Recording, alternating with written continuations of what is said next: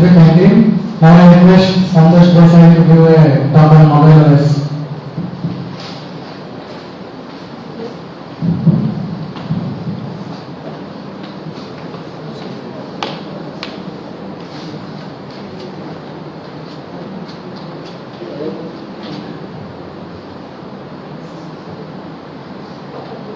Yeah, good morning everyone, esteemed judges and my dear friends, and hi. Yeah, my name is Santosh Kumar. I am from CSE department, and today I am going to discuss about mobile OS. So here are the topics there which I am going to do. So basically I will give the introduction about what is OS and what is mobile OS. Then I will talk brief chronology, and then I will go to the types of OS and a few case studies, and finally I will come to the security concerns. Next slide, please. Okay. Actually, this number and this figure have changed the evolution of the OS very innocently. So that's a bit of surprise, and I come to that at the end of this talk. Okay. So basically, when people created the idea of phone, the idea was very much minimalized. It was to the calculation, gaming, and communication, and sometimes accounting. So they want to keep account and keep tracks of what they were doing and summing all those things. So then when I said evolution, it gets complex with the time. So the first one was IBM. IBM introduced IBM Simon phone in 1993 in the first. Then Palm joined the competition in 1996, which brought Microsoft and Nokia into the battle. Nokia introduced the Symbian OS, which was basically before that it was just a supplier of cordless phones. So with the Symbian, it just flushed the market, and it was first commercial success. And after that, we have BlackBerry, which flushed the market in 2002. Okay, later Memo OS was born, which gave Samsung the power to come into this battle of providing more customer service. But the problem was that due to each individual company having its own custom UI, people were confused as to buy what, get what. So what they found is Sony, Google, HTC, Samsung and Dell, they formed Open Handset Alliance in 2005. So they wanted to make an OS which put a standard as to how a mobile should work. So Open Handset Alliance worked for like 2 years, but by then the Android Incorporation's Andy Rubin had his own thought. He wanted to make embedded systems totally with the handheld devices. So he was basically concentrating on wearable technology, but yeah, later he came to the phone business. But before that, Steve Jobs had his own brainchild. Like before that, he created iPod, and then came the iPhone.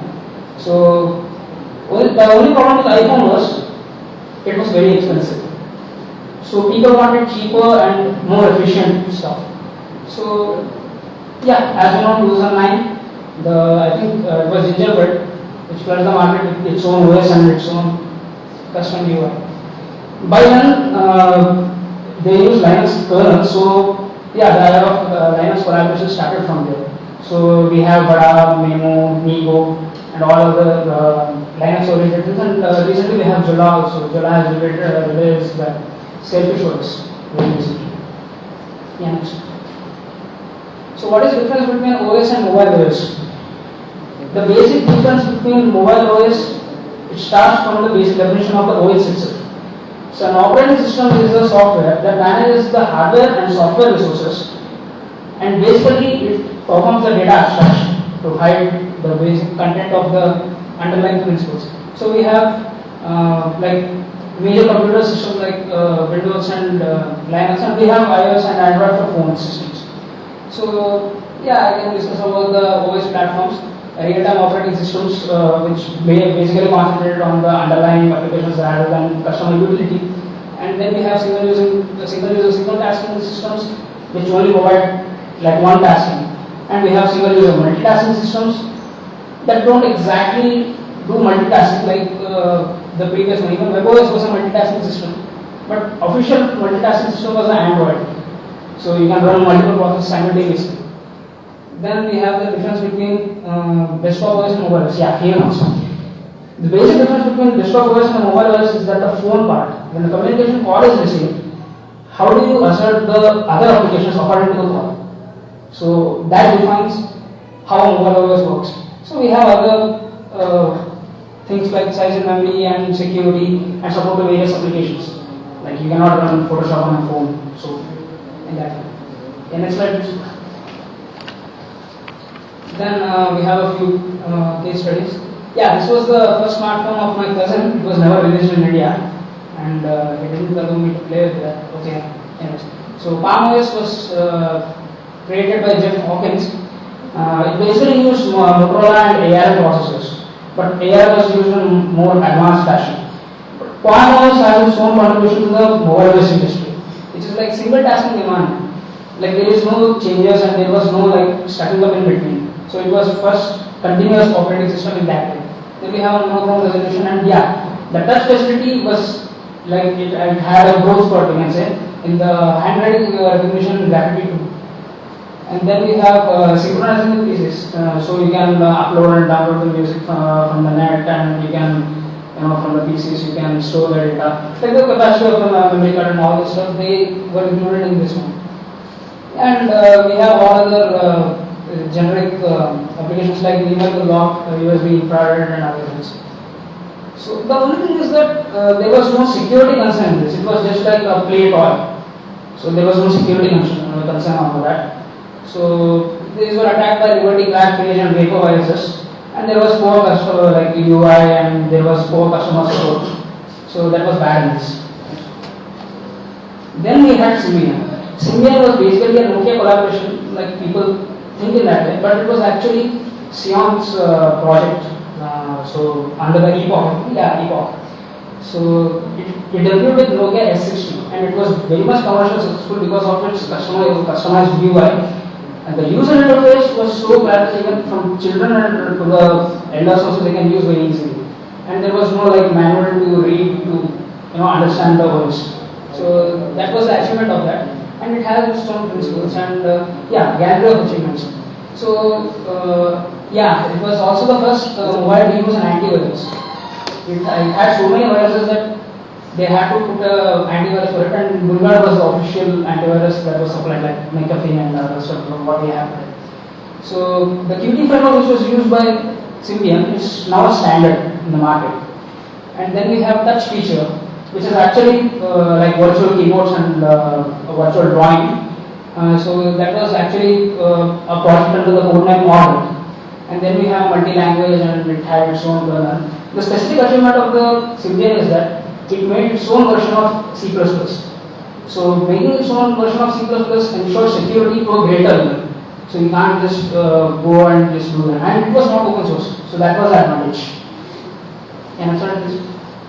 And these are the layers of the Symbian platform, and I guess it looks awfully a lot like Android. So Android actually derived its basic layer structure from Symbians. So we have this book called Symbian OS Internals, and I suggest my audience to read this, and it is very good. So she says that this is the basic of all operating systems. Next slide.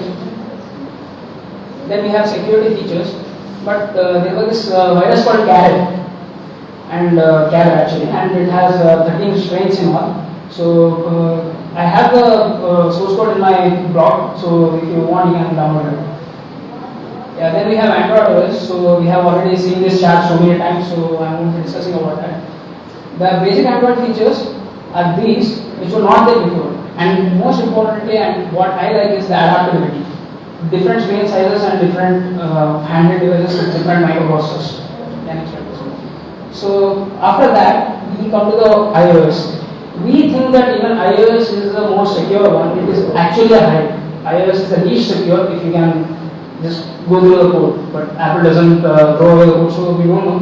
But this is the one specific code I found. So this, when this is launched, you will get your custom like wallpaper in that way, and you can't change that. So you have to go to Apple Genius again. So I have to conclude from here. So are we secure in this environment? Like everybody is having their own custom things, and now we have open source. And even I forgot to mention, even Android has its own viruses like Ginger Master and Droid Control. and people use Mobigenis, and there is this app called Chain Reaction. When you can actually literally program that application to get your stuff, get your mobile stuck for 5 hours, and you can't come out. Okay, of course, yeah, the latest version has removed that bug, but yeah, there is a possibility. So the problem comes in the war between is the open source good or is the open source bad? Because of the open source, you can go to the code and you can create the bugs.